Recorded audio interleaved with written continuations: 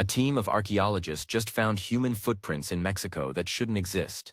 Not because they're in the wrong place, but because they're 32,000 years old. That's a problem. A massive problem. Because according to everything we thought we knew about human migration to the Americas, there weren't supposed to be any humans on this continent 32,000 years ago. Not even close. So either our dating is catastrophically wrong, or we need to rewrite the entire story of how humans got here. Stick around, because this discovery is causing absolute chaos in the archaeological community right now. Let's start with what we thought we knew. The standard story, the one taught in schools and universities for decades, goes like this.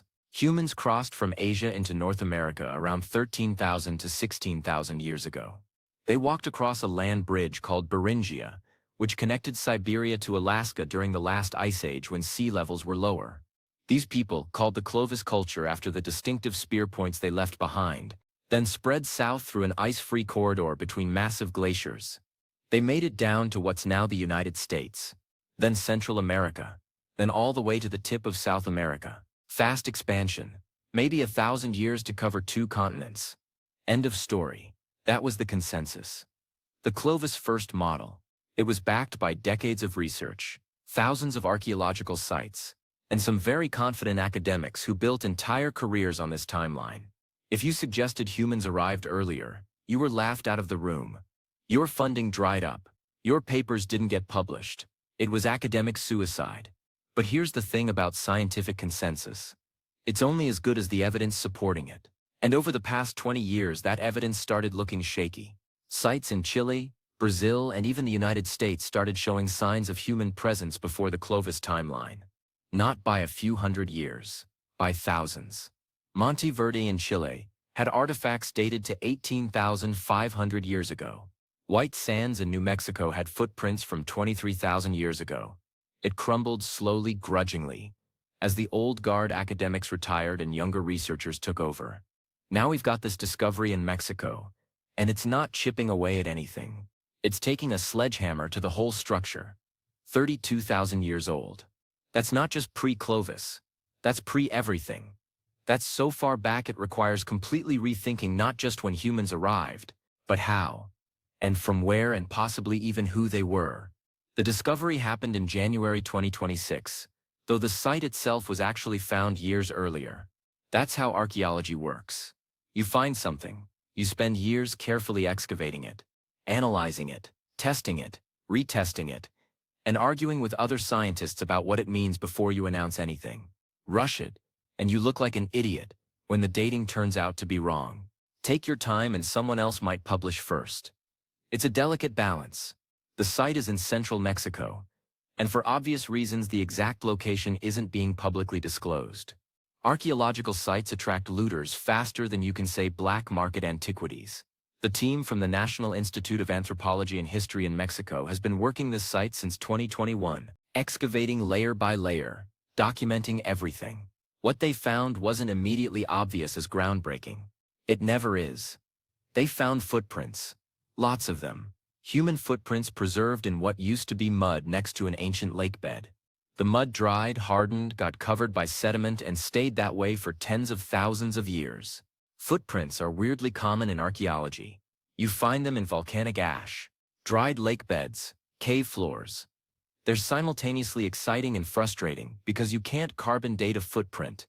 There's no organic material in a footprint to test. You have to date the sediment around it, which is way less precise. But these researchers got lucky. The sediment layer containing the footprints also contained volcanic ash from a known eruption.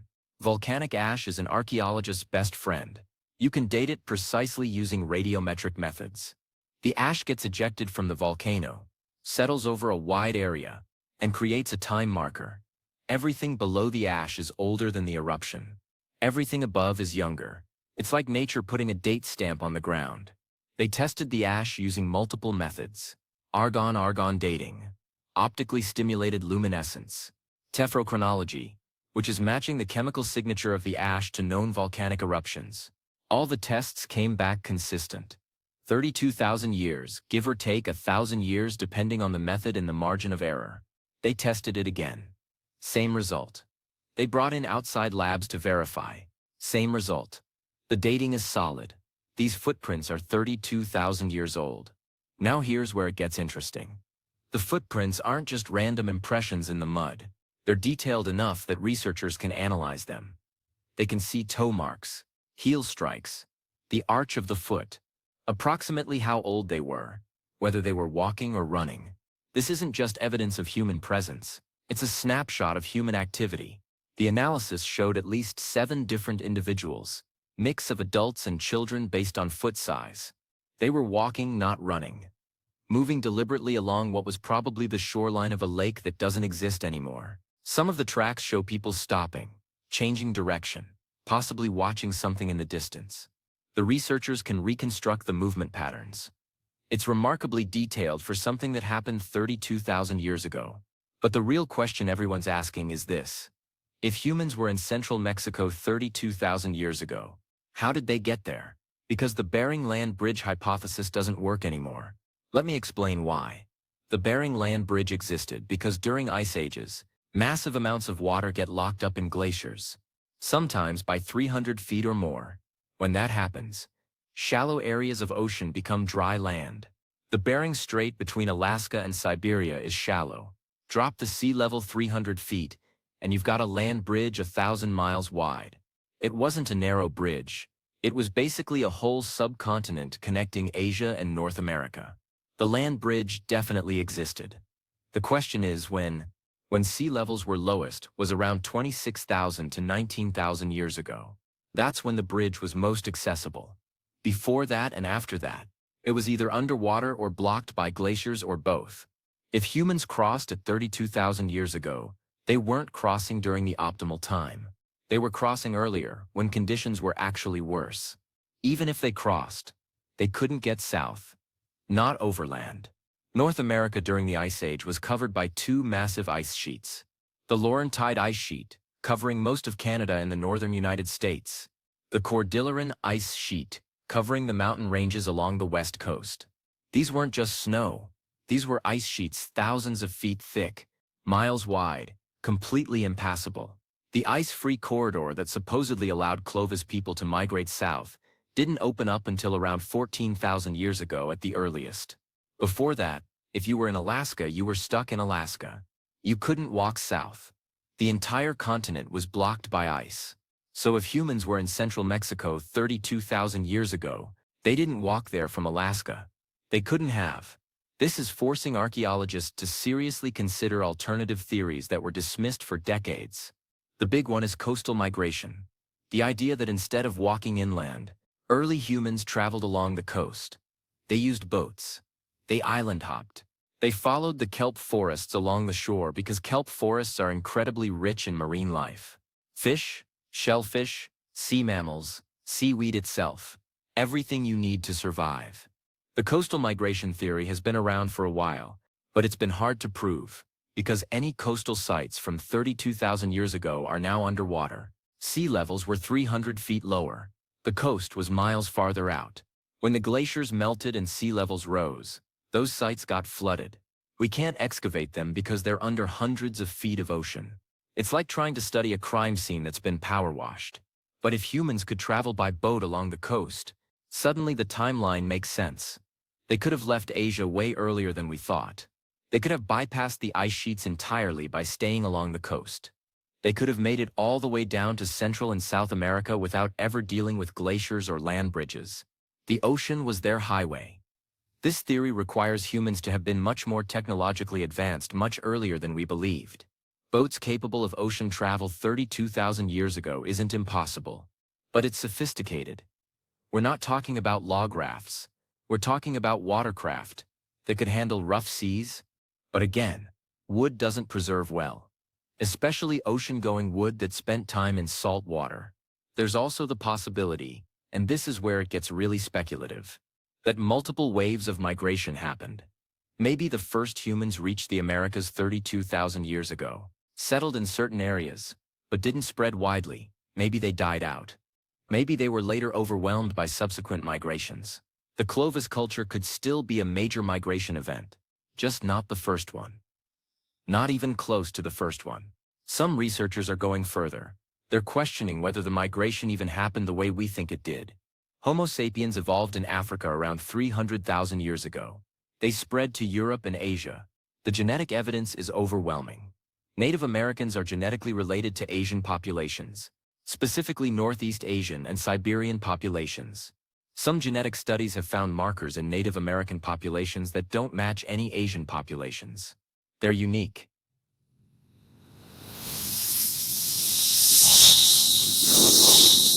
There are theories about ancient populations that no longer exist, ghost populations that contributed DNA to both Asians and Native Americans, but then disappeared.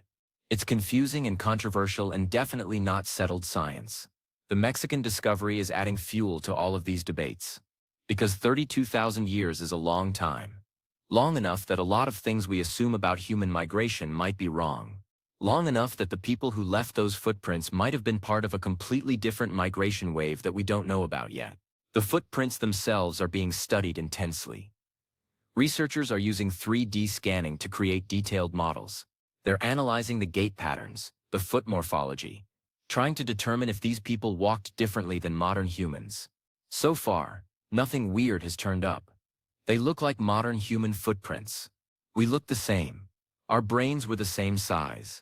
What they were eating, how they were surviving. The footprints don't tell us that. No animal bones, just footprints. That's both frustrating and fascinating, because it means we're getting evidence of human presence without any cultural context. We know they were there, but we don't know anything about them. The team is continuing to excavate the area, hoping to find more. More footprints? Maybe actual artifacts? Maybe organic material that can be tested. The site is larger than they initially thought. The footprints they've found so far might just be the beginning.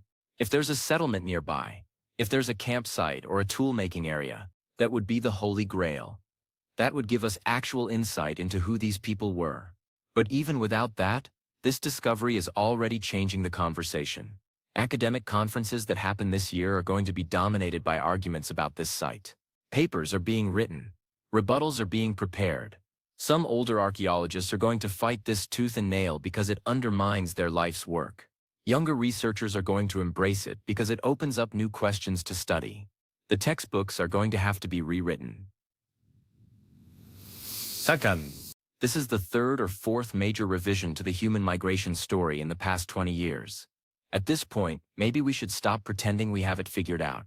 Maybe the honest answer is we don't know exactly when or how humans reached the Americas. And every new discovery is showing us how little we actually understood. There's also a cultural dimension to this that can't be ignored. Indigenous peoples in the Americas have oral traditions that go back thousands of years. Many of these traditions say their ancestors have always been here. They didn't migrate from anywhere. They originated in the Americas. Western science has generally dismissed these origin stories as mythology. But what if they contain some truth? What if the migration happened so long ago that from the perspective of indigenous oral tradition, it might as well have always been?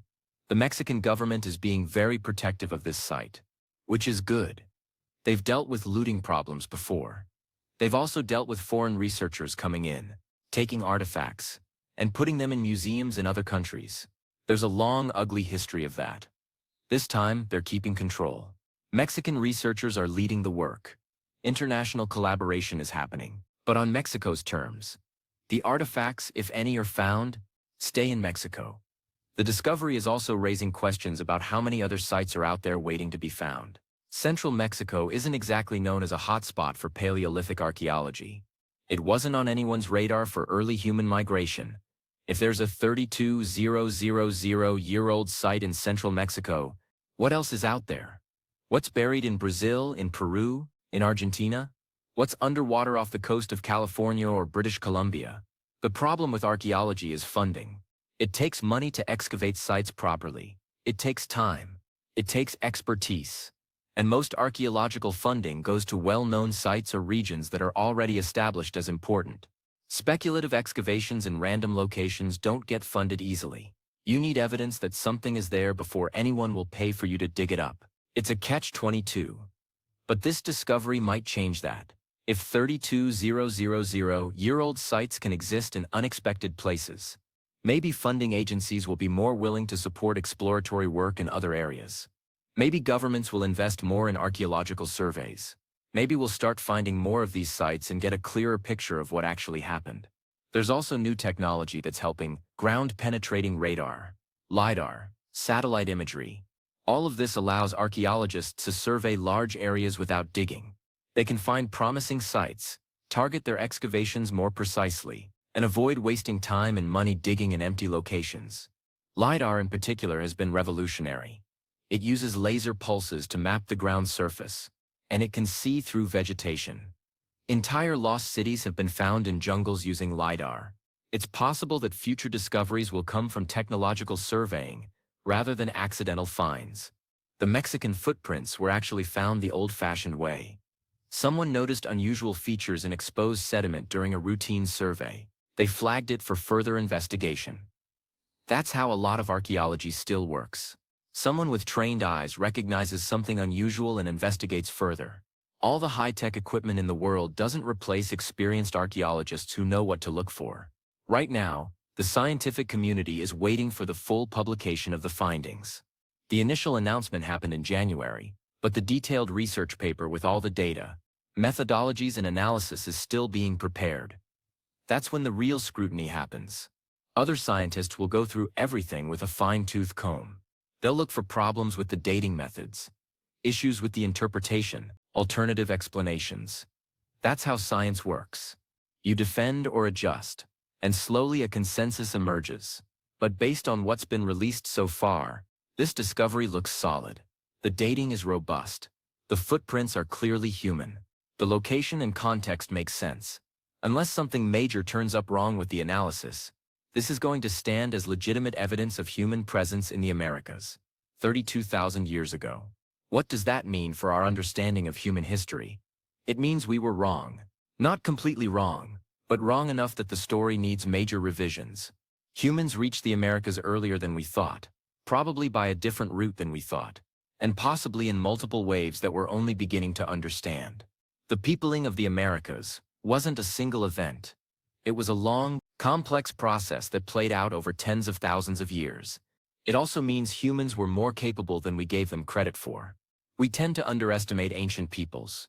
We assume they were primitive, that they couldn't build boats or navigate long distances or survive in harsh environments. But the evidence keeps proving us wrong. Humans 32,000 years ago were just as intelligent as we are.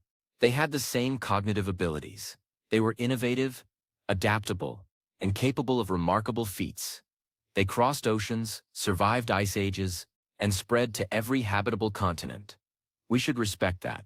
The Mexican discovery is a reminder that there's still so much we don't know about our past. Every time we think we've got it figured out, someone digs up something that challenges our assumptions. That's exciting. That's what makes archaeology compelling. The past isn't static. Our understanding of it evolves as we find new evidence. And right now we're in the middle of a major shift in how we understand human migration to the Americas. There will be more discoveries, more footprints, more artifacts, more sites that push the timeline back further or reveal new migration routes or complicate the story in ways we can't predict.